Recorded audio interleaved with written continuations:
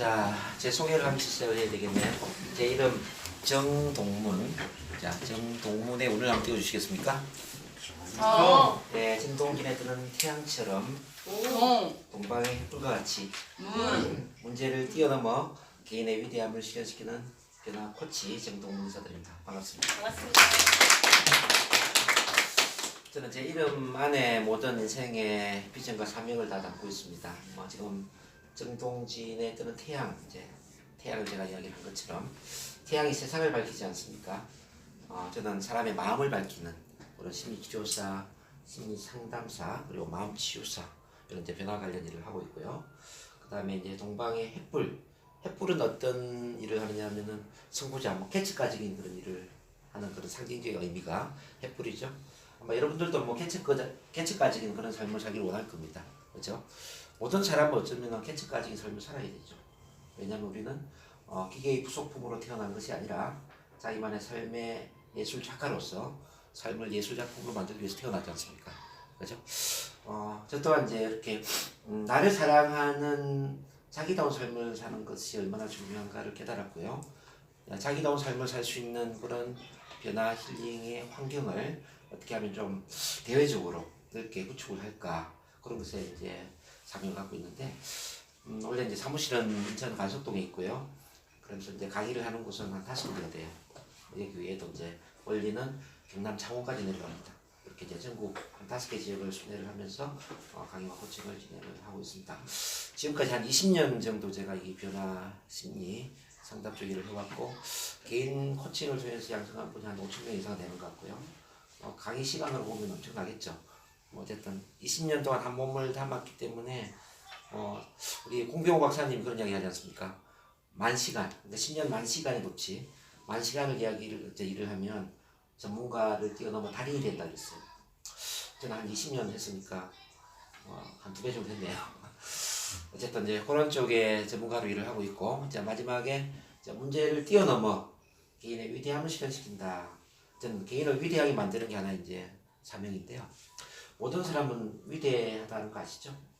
여러분 또한 그 어떤 위대함의 잠재 능력을 다 갖고 태어났을 겁니다. 혹자는 내 안에 잠든 거인이 있다. 그래서 거인을 깨워라 이런 이야기합니다. 우리가 그 거인을 깨울 수만 있다면 누구나 행복하고 성공적인 삶을 살 수 있을 텐데, 자기만의 거인을 깨우지 못하기 때문에 평범하면 안좋아하는 건 아닐까, 그런 생각을 해봅니다. 그럼 문제를 왜 뛰어넘어야 되느냐? 우리 에너지는 결국은 2가지 방향입니다. 문제에 집착을 해서 문제 중심의 삶을 사느냐, 아니면 자기만의 이제 위대함에 집중을 하면서 위대함을 실현하는 쪽으로 인생을 사느냐, 이제 2가지인데, 많은 분들이 문제에 집착을 하는 것 같아요. 혹시 이제 이런 거 해당이 되는지 한번 봐봐요. 나는 빚을 갖고 싶다, 카드 빚을 갖고 싶다, 예를 들어서 월세방을 벗어났으면 좋겠다, 전세방을 벗어났으면 좋겠다, 스트레스에 벗어났으면 좋겠다, 구속에서 벗어났으면 좋겠다. 이런 벗어나고 싶다라는 생각 많이 해보셨습니까? 그럼 여러분들 문제 중심입니다. 문제 중심. 또는 이런 생각을 해보셨나요? 나는 발표 불안을 해결하고 싶다. 나는 우울증을 해결하고 싶다. 나는 공포증을 해결하고 싶다. 나는 자신감 부족을 해결하고 싶다. 어떤 해결하고 싶다는 생각 많이 하셨나요? 이 해결 또한 문제 중심의 삶을 만들죠. 뭔가를 극복한다, 뭔가를 해결한다, 뭔가에서 벗어난다, 이런 건 전부 이제 문제 중심이기 때문에 문제는 문제를 끌어당길 수밖에 없죠. 그래서 여러분들이 아무리 발버둥 쳐도 문제를 해결하려고 하고 문제를 극복하려고 하면은 문제에 손을 잡히기 때문에 인생은 문제투성이가 됩니다. 그럼 우리가 위대한 삶을 살기 위해서는 어떻게 해야 되느냐? 문제를 해결하고 극복하는 게 아니라 문제를 뛰어넘는 겁니다. 자, 문제를 뛰어넘어서 원하는 것에 집중을 하는 거죠. 이미 갖고 있는 그 어떤 나의 재능이나 나의 강점이나 나의 어떤 자원에 집중을 해서 내가 인생을 어떻게 살 것인지, 무엇을 이룰 것인지, 그 어떤 미래의 비전, 사명, 꿈, 목표에 집중을 하는 거죠. 이렇게 이제 그 집중의 방향을 바꿔주면 우리 삶은 마술처럼 바뀝니다. 왜 그러냐면요, 이 마음은 현실을 만든다. 이거는 이야기 많이 들어보셨나요? 자, 마음은 곧 현실이다. 시작. 마음은 곧 현실이다. 자, 이 마음이 영화의 필름이라면은 현실은 영화의 스크린에 해당되는 겁니다. 자, 현실 그 스크린을 바꾸려면 뭘 바꿔야 되죠? 필름을 바꿔야 돼요. 필름. 자, 많은 분들이 필름을 바꾸지 않고 스크린을 바꾸려고 애를 씁니다. 왜 현실이 좋아지지 않을까? 왜 경제적으로 더 나아지지 않을까? 왜 어떤 행복한 환경이 만들어지지 않을까? 사람들은 현실적인 조건에 집중을 합니다. 조건을 바꾸면은 내 마음이 행복해질 걸로 착각을 해요. 근데 현실을 바꾸려면 마음을 바꿔야 됩니다. 자, 영화의 스크린을 바꾸려면 영화 필름을 갈아 끼는 것처럼 이 마음을 바꾸자 하면 힘이 든다라는 거죠. 그래서 우리 마음의 에너지가 이미 원하는 걸 다 갖고 있어야 됩니다. 여러분들 행복하기를 원하십니까? 네. 지금 행복한 마음을 가져야 됩니다. 부자가 되기를 원하십니까? 네. 지금 마음이 부자가 되어야 됩니다. 성공하기를 원하시죠? 네. 그러면은 지금 현재 내 마음이 성공적인 마음, 그 마인드를 갖고 있어야 된다는 거죠. 내 마음이 불행하고 내 마음이 가난한데 미래가 부자가 된다든지 행복한 삶이 주어지질 않습니다. 그래서 이 마음은 현실을 끌어당기기 때문에 여러분들 오늘 이제 뭐 다른 거 다 잊어버리고 현재의 내 마음을 어떻게 하면은 원하는 쪽으로 만들 것인가에 집중을 해주셔야 돼요. 현재의 내 마음을 어떻게 하면 행복하게 만들고 부자의 마음을 만들고 사랑의 마음을 만들고 내 그 원하는 것을 가진 그 상태의 마음을 만들 것인가. 이게 이제 성공이나 부의 가장 큰 비밀이죠. 이 마음을 바꾸지 못한다면은 현실은 절대로 바뀌지 않습니다. 자, 많은 사람들이 이런 생각을 하죠. 열심히 살면은 부자가 될 것이다. 열심히 살면 성공할 것이다. 이런 생각 하잖아요. 이 세상에 열심히 살지 않는 사람 있나요, 혹시? 시장에 장사하는 사람도 아침에 일찍 일어나서요. 어떤 분은 새벽 4시에 일어나서 빵을 굽고 밤 11시, 12시까지 문을 열고 장사를 합니다. 그 사람이 여전히 가난하죠. 그죠? 그래서 어떤 현실 조건적인 이런 것들이 그다지 중요한 건 아닙니다. 이런 것들이 한 5%라면 95%는 결국은 마음에서 논다는 거죠. 자, 이 마음의 95%를 지배할 수 없다면 우리는 우리 인생을 지배하기가 힘들죠. 저는 이제 이런 걸 이제 총괄적으로 그 훈련을 지도를 하면서 이른바 이제 NLP라는 것을 제가 훈련을 하면서 NLP 전문가가 됐고요. 또 NLP를 하다 보니까 여러분들이 다 아는 이제 체면이라는 걸 공부를 하게 됐고, 그리고 이제 제가 이제 스피치 교육, 현실 속에서 사람들과 소통할 수 있는 가장 좋은 도구는 스피치라고 생각합니다. 그래서 이 세 가지를 통합을 해서 저만의 이제 통합 변화 시스템을 만들었는데, 이 세 가지를 통합을 하니까 정말 마술처럼 사람이 잘 바뀌어요. 마술처럼. 그래서 저는 이 변화라는 것도 하나의 시스템이 되어 있고 공식화가 되어 있고 체계화가 되어 있다면은 누구나 원하는 모습으로 바뀔 수가 있고 인생 또한 마술처럼 바뀔 수 있다는 걸 알게 됐어요.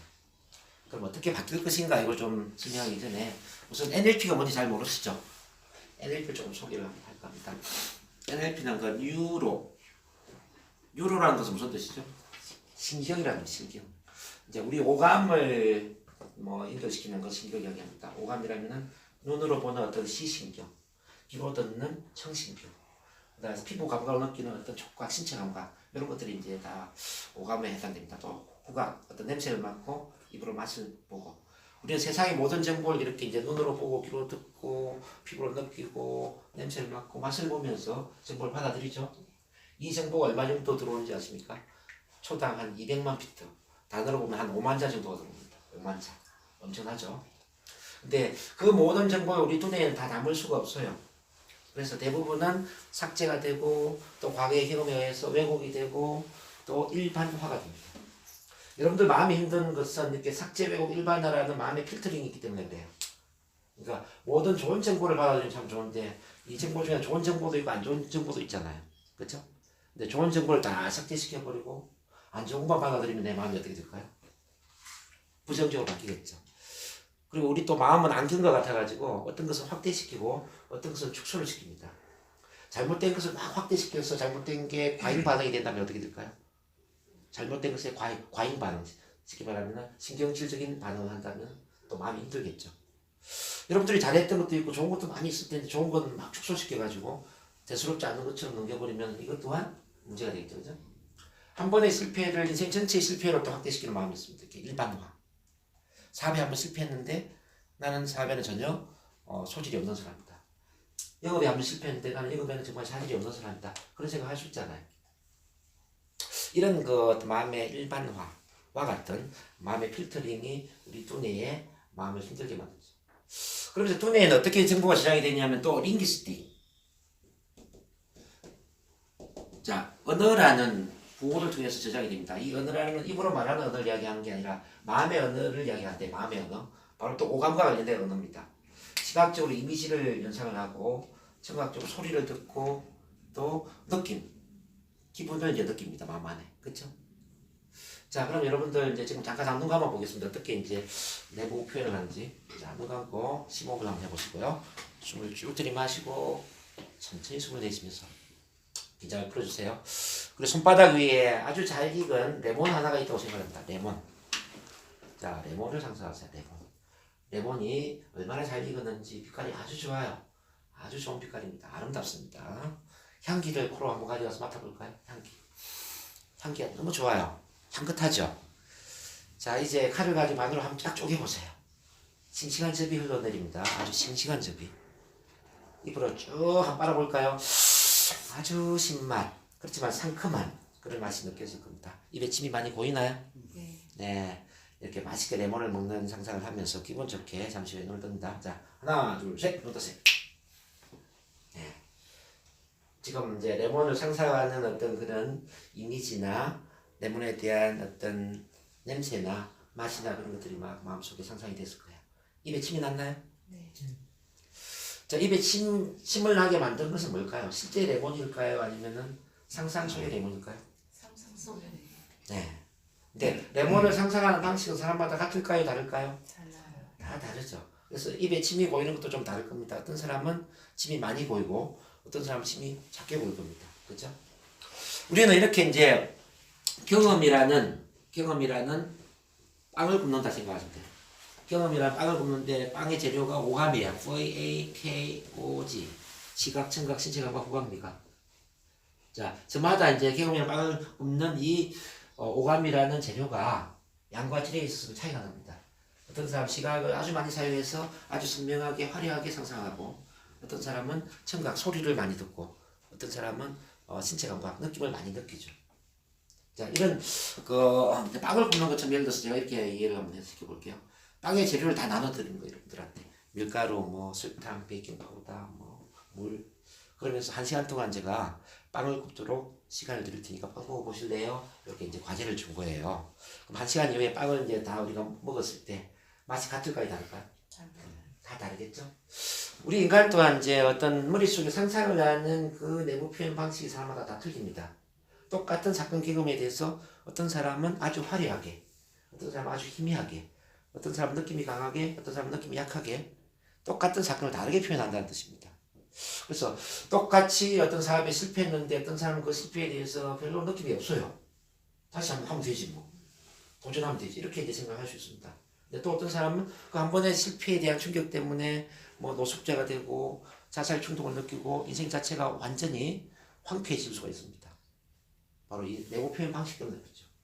이렇게 이제 우리 마음을 표현하는 내부 방식, 그 언어의 표현 방식들이 사람마다 차이가 나기 때문에 이 프로그래밍, 자, 마음 안에 프로그래밍 되는 방식이 틀리다는 얘기죠. 어떤 사람은 긍정적으로 프로그래밍이 되고 어떤 사람은 부정적으로 프로그래밍이 되고 이 프로그래밍 되는 방식이 틀리다. 마치 이제 이 프로그래밍 되는 방식은 컴퓨터에 프로그래밍 깔리는 것과 비슷해요. 자, 컴퓨터에 좋은 프로그램을 깔면 어떻습니까? 컴퓨터가 잘 작동되잖아요. 그죠? 근데 컴퓨터에 바이러스가 먹어버리면 어떻게 되죠? 작동 잘 안 되겠죠. 우리 인간의 두뇌에도 이제 바이러스가 침투할 수가 있습니다. 자, 처음 컴퓨터를 사면 완제품이잖아요. 그죠? 완제품. 자, 그래서 좋은 프로그램을 깔아가지고 사용하면 컴퓨터가 잘 작동이 됩니다. 근데 사용하다 보면은 이제 바이러스가 침투돼서 어느 순간에 속도가 느려지고 내가 원하는 대로 작동이 안 돼요. 우리 인간도 마찬가지입니다. 우리 인간도 처음에는 완제품처럼 완전한 인간으로 태어나요. 그래서 스스로를 이렇게 믿어야 돼요. 나는 완제품의 인간이다. 자, 한번 따라해볼까요? 나는 완제품의 인간이다. 완제품의 인간이다. 완제품의 인간, 완전한 인간으로 태어났단 말이에요. 근데 내 마음 안에 보면 우울한 기분도 있고, 뭐 두려움도 있고, 미래에 대한 걱정, 불안도 있고, 고민도 있고, 스트레스도 있고, 막 그러지 않아요? 네. 완제품으로 태어났는데 왜 이런 게 들어왔을까요? 그래서 태어난 이후에 이런저런 바이러스가 들어온 거죠.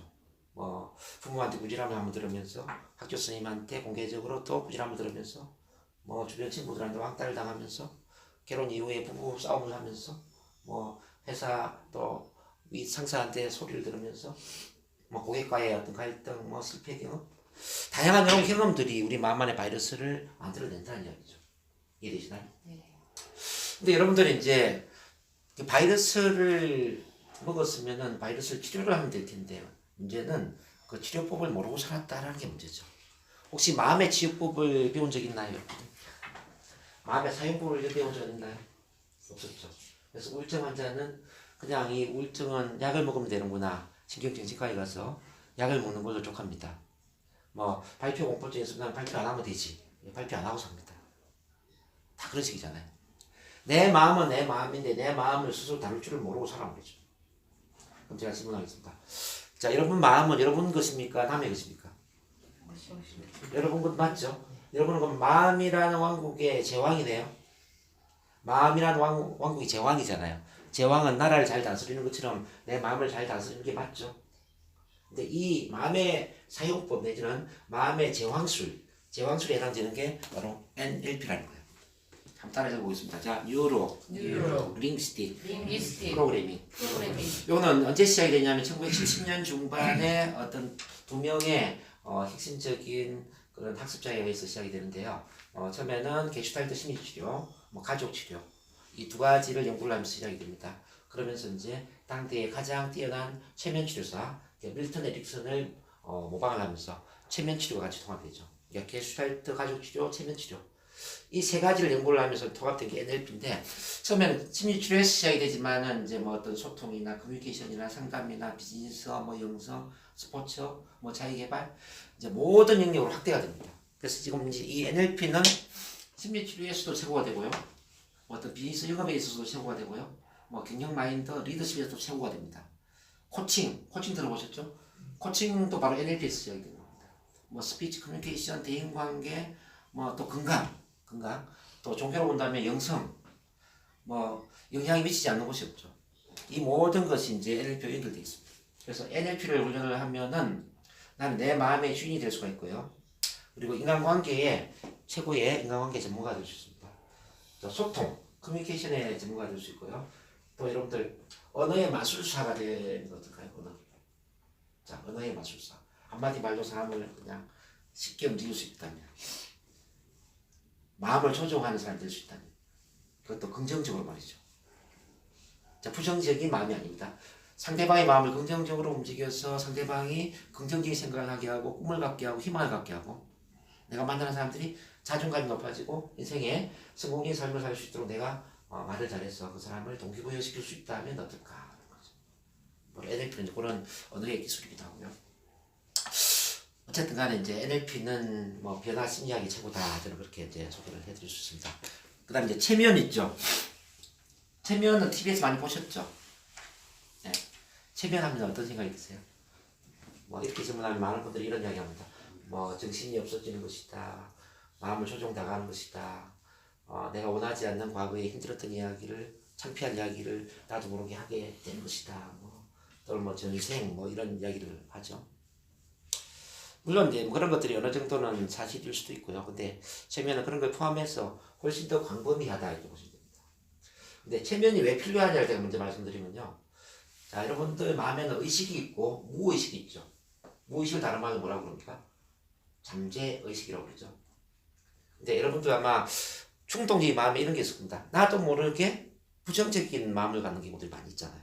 나도 모르게 우울해지고, 나도 모르게 불안해지고, 나도 모르게 무기력해지고, 나도 모르게 밤에 잠이 안 오고, 이 나도 모르게 내 의지와 무관하게 안 되는 게 있잖아요. 요거는 의식의 영역이 아니라 바로 잠재의식, 무의식의 영역이라고 볼 수 있습니다. 자, 이 무의식의 영역은 바로 아까 이야기했지만 이제 프로그래밍, 패턴이에요, 패턴. 부정적인 패턴이기 때문에 요거는 의식적인 노력으로는 해결이 될 수가 없어요. 혹시 여러분들 이렇게 되면 어떨까요? 자, 나도 모르게 자신감이 생긴다. 어때요? 참 좋죠. 나도 모르게 행복해진다. 어떨까요? 나도 모르게 뭐 할 수 있다. 뭐 할 수 있다는 믿음이 생긴다 말이죠. 나도 모르게 부자가 될 것 같고, 나도 모르게 잘 될 것 같고, 이렇게 긍정적인 그런 충동이나 느낌이나 기분을 만들 수 있다면 어떨까요? 참 좋겠죠. 그래서 이제 이 프로그래밍이라는 것은 NLP와도 이제 인간들의 이야기인데요. 부정적인 것도 있고 긍정적인 것도 있어요. 우리가 이제 이 프로그래밍이 바뀌지 않기 때문에 잠깐만 제 애기가 엄마 창문으로 네, 들어오는 네 들어오세요.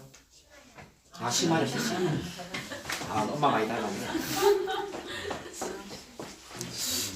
자 프로그래밍이 바뀌지 않기 때문에 이게 이제 나도 모르게 이렇게 부정적인 패턴을 느끼기 때문에 인생이 잘 안 풀린다는 거죠. 그래서 이렇게 나도 모르는 부정적인 패턴은 이 잠재의식의 패턴이기 때문에 의식적인 노력으로는 잘 안 됩니다. 이때 이제 체면을 사용하는 거죠. 체면. 다른 말로 이제 트랜스. 이 트랜스를 사용하면은 패턴을 잘 바꿀 수가 있죠. 실제 이거는 스포츠나 뭐 스피치 교육이나 행동 심리학에서 연구를 해보면요. 의식 차원에서 30번, 100번 반복하는 것보다 눈을 감고 체면 상태에서 상상 속에 한두 번 반복하는 게 훨씬 더 효과적이더라는 이야기죠. 자, 야구 선수팀을 세 팀을 나눴어요. 세 팀을. 자, A팀은 상상 속에서 항상 야구를 이기는 그런 상상을 하게 만들었어요. B팀은 실제 그 야구 경기를 하면서 훈련을 시켰죠. 자, C팀은 아무것도 안 시켰습니다. 그리고 한 달이 지났어요. 1등을 한 팀이 어떤 팀일까요? 바로 상상 훈련을 한 A팀입니다.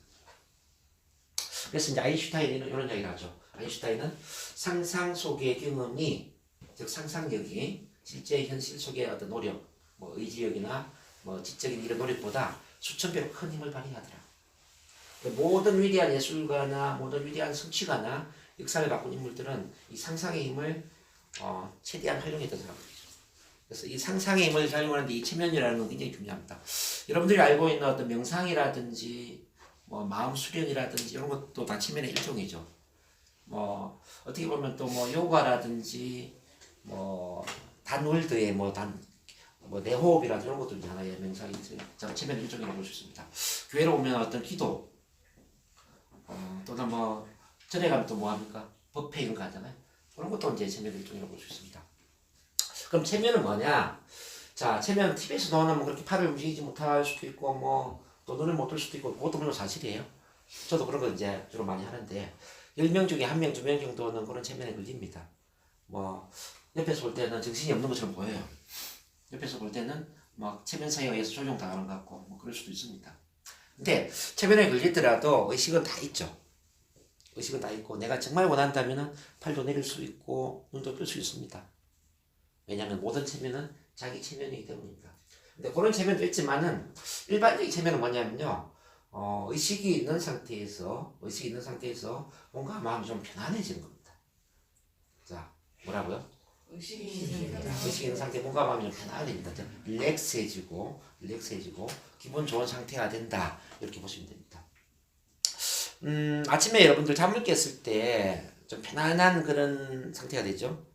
잠을 깼을 때 이대로 5분만 더 잤으면 좋겠다. 일어나기 싫다 그런 기분 느껴보셨나요? 그렇죠? 그 상태가 바로 수면 상태죠.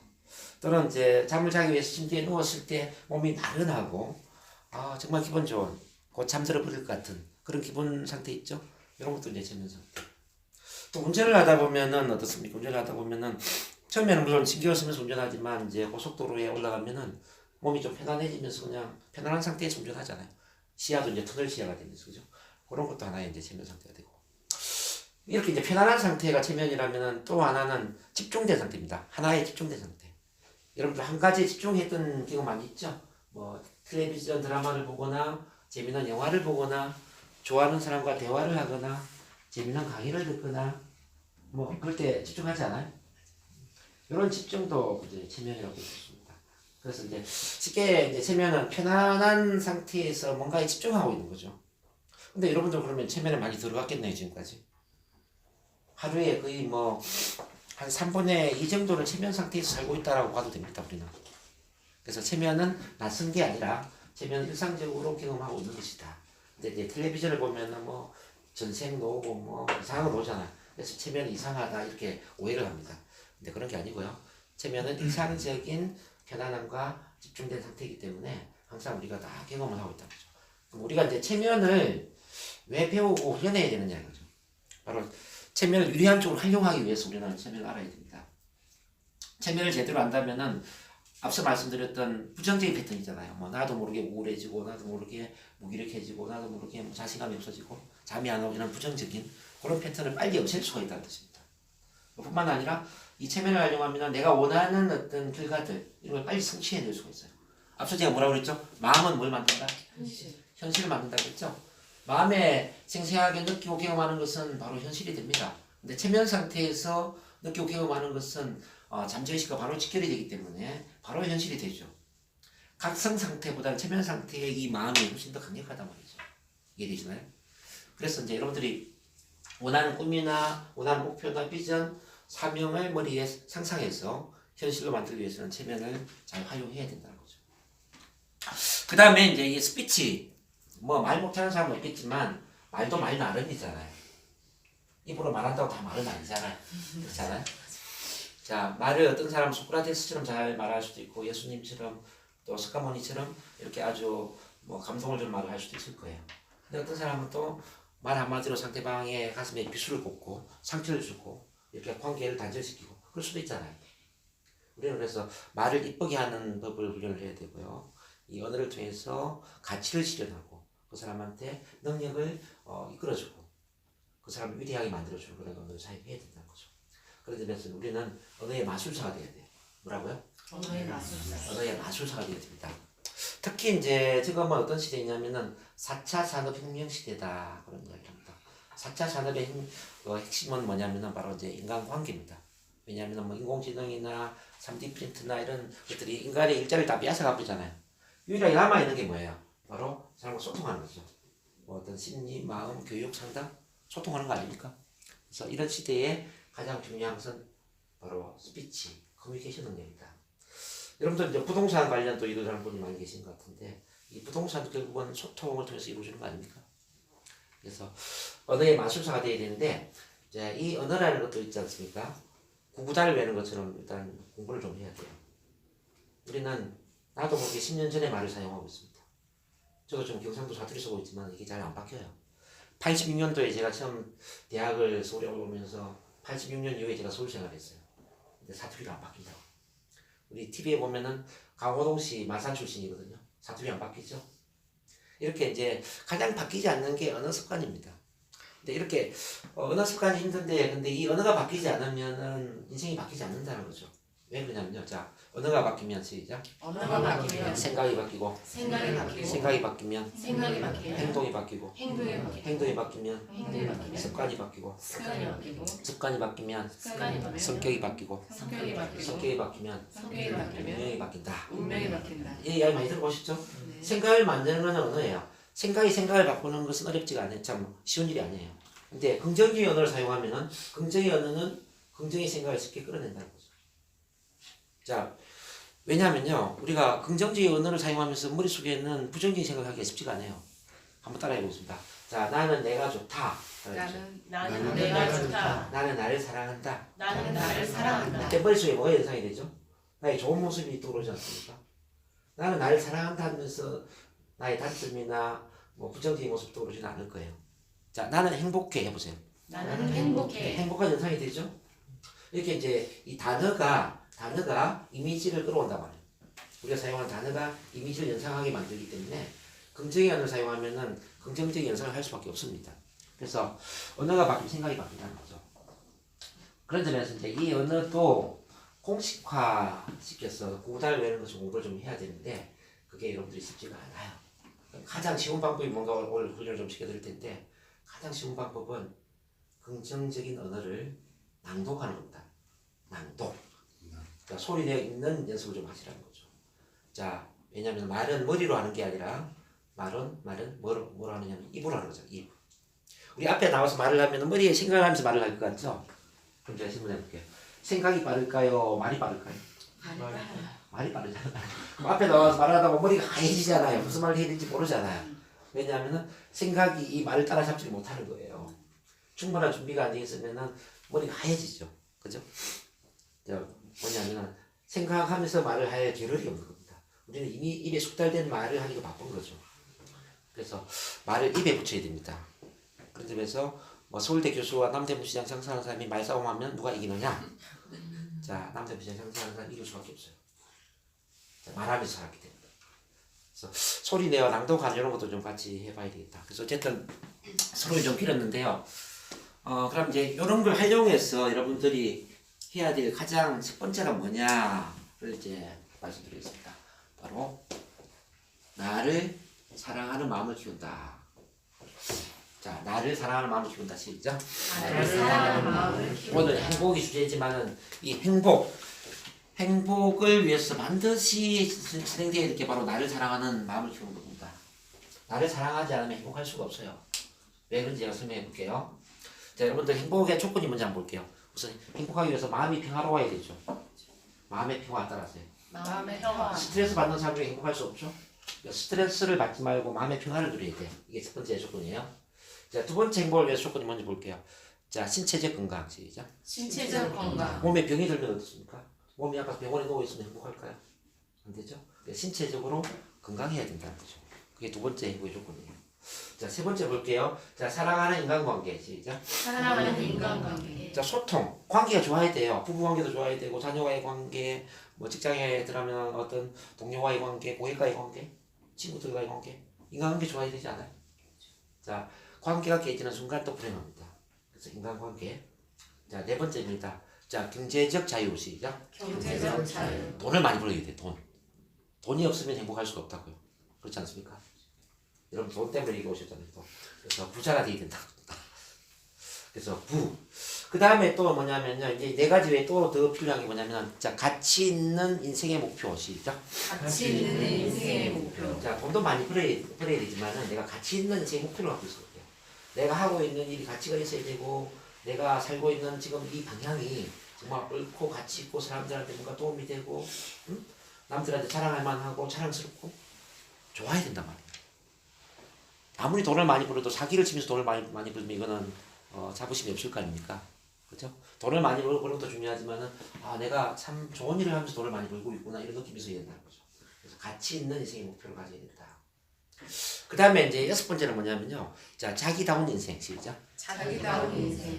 자, 남들에 의해서 영향받는, 지배받는 인생이 아니라 자기다운 인생을 살아야 돼요. 자기다움을 얼마나 실현하고 있느냐, 이게 참 중요하거든요. 요걸 하나씩 제가 풀어볼게요. 자, 첫 번째, 왜 마음의 평화를 위해서 자기를 사랑해야 되느냐? 자, 사랑은 돈과 같아가지고요. 돈이 없으면은 돈에 스트레스 받잖아요. 그렇지 않습니까? 네. 돈이 10만 원밖에 없는데 5만 원 빌려주고 5만 원 빌리고 힘들죠? 근데 돈이 한 10억 정도 됐어. 이렇게 돈이 엄청 많아요. 근데 한 5만 원 빌려주고 5만 원 빌린다. 이거는 힘들지 않죠? 사랑도 그렇습니다. 사랑도. 10만 원 정도 아주 적은 사랑을 갖고 있을 때 남들에게 비난, 거절, 부정적인 평가를 받는다면 내 마음에 상처가 생기겠죠? 그죠? 근데 한 10억 정도 엄청난 사랑을 갖고 있는데 누가 나를 비난하고 불평하고 또 고객이 나를 거절하고 일이 잘 안 돼요. 그렇지만 그건 힘든 일이 아니다라는 거죠. 마치 이렇게 이제 사랑이 부족하면 미운 오리 새끼가 같은 마음이 됩니다. 미운 오리 새끼. 자, 미운 오리 새끼는 오리들을 보면서 영향을 받잖아요. 스트레스 받죠? 이제 사랑이 충만해지면은 백조 같은 마음이 됩니다. 백조는 오리들한테 영향 안 받죠? 그래서 어차피 우리 주변에는 이런저런 일이 생겨요. 뭐 나를 놀리는 사람도 생기고 부정적인 평가하는 사람도 생기고 비난하는 사람, 뭐 또 거절하는 고객, 좋은 일이 생길 수 있습니까? 항상? 어차피 죽을 때까지 우리는 세 가지 일에 직면하게 됩니다. 자, 세 가지 일. 첫 번째는 뭐냐면은 좋은 일입니다. 좋은 일이 생길 겁니다. 두 번째는 자, 일상적인 일. 좋은 일도 나쁜 일도 아니에요. 그냥 일상적인 일이 생길 겁니다. 그렇죠? 세 번째는 뭐야? 나쁜 일이 생기죠. 모든 사람에게 이 세 가지가 다 주어져요. 아주 좋은 일과 그냥 일상적인 일과 나쁜 일이 주어지는데, 근데 그 세 가지 경험을 하면서 어떤 사람은 우울증에 걸리고 어떤 사람은 마음의 평화를 누리면서 행복하게 잘 살더라는 이야기죠. 그런 점에서 결국은 우리한테 어떤 사건, 경험, 상황이 벌어지든 관계없이 우리가 어떤 긍정적인 반응을 하느냐에 따라서 인생은 달라진다는 이야기잖아요. 그렇지 않습니까? 그러면 긍정적인 반응을 할 수 있는 힘은 뭐죠? 바로 사랑의 힘이라는 겁니다. 사랑이 충만하면, 나에 대한 사랑이 충만하면 힘든 일이 생기고 날 배신하는 사람이 생기고 스트레스를 주는 상황이 생긴다 하더라도 내 마음은 평화를 누립니다. 사랑이 부족하면은 힘든 일이 생길 때마다 난 힘이 들고 누가 스트레스 주면 스트레스 받고, 사업이 잘 안 되면 또 스트레스 받고 힘들어집니다. 그래서 힘든 일을 우리는 이 돌멩이 한 대 얻어맞는다고 생각해야 돼. 자, 돌멩이가 누가 나를 때렸어. 내가 개구리라면 어떻게 될까요? 죽어요. 그렇죠? 내가 코끼리라면 죽자 죽죠. 뭐 따끔하겠지 뭐 그냥. 아, 누가 나한테 뭐 좀 뭐 건드렸네 이 정도죠. 그렇죠? 그러면 힘든 일이 생기는 게 문제예요. 힘든 마음을 느끼는 게 문제예요. 힘든 마음을 느끼는 게 문제죠. 그래서 나에게 힘든 일이 생기지 말았으면 좋겠다가 아니라 나에게 어떤 일이 생기든지 관계없이 나는 편안한 마음을 갖겠다. 이런 목표를 가져야 되죠. 어떤 힘든 일에 대해서도 힘들어하지 않는 내 마음의 면역을 키우는 게 중요하다. 마음의 면역. 따라서 마음의 면역. 마음의 면역. 신체의 면역이 있는 것처럼 마음의 면역이 필요하다는 거예요. 근데 마음의 면역을 키워주는 그 힘이 바로 사랑이라는 겁니다. 인간은 새끼 밥만 먹는 존재가 아니라 매일 새끼 사랑을 먹어야 돼. 새끼 사랑을 막 먹어야 돼요. 꽃은 물을 줘야 살지만은 인간은 사랑을 받아야 살 수 있다는 겁니다. 이해되시겠습니까? 그래서 옆에 이제 저 부부끼리 많이 오시는데요. 손잡고 진심으로 당신을 사랑합니다. 인사하겠습니다. 아니 왜 사랑합니다라고 이야기해야 되냐면요. 사랑은 움직이는 동사에서 시작이 됐어요. 모션이라는 단어에서 이모션, 감정이라는 단어를 봅니다. 사랑하다에서 사랑이라는 명사가 만들어졌다는 거야. 그래서 사랑합니다라고 이야기를 해야만 사랑의 감정이 올라와요. 그래서 하루에 사랑합니다를 몇 번 이야기해야 되냐면은 최소한 8번 이상 이야기를 하셔요. 8번. 자, 말할 기회가 없으면 카톡으로 사랑해요라고 이야기하세요. 네? 그렇게 하셔야 됩니다. 자, 이렇게 이제 사랑의 마음이 커지면 우리는 스트레스가 줄어듭니다. 그러면서 내 마음의 면역이 커지면서 우리 주변에 어떤 일이 일어나든 관계없이 우리는 스트레스 받지 않습니다. 자, 여기서 이제 사건, 경험, 어떤 상황 이런 것을 이제 우리가 이제 자극이라 본다면요.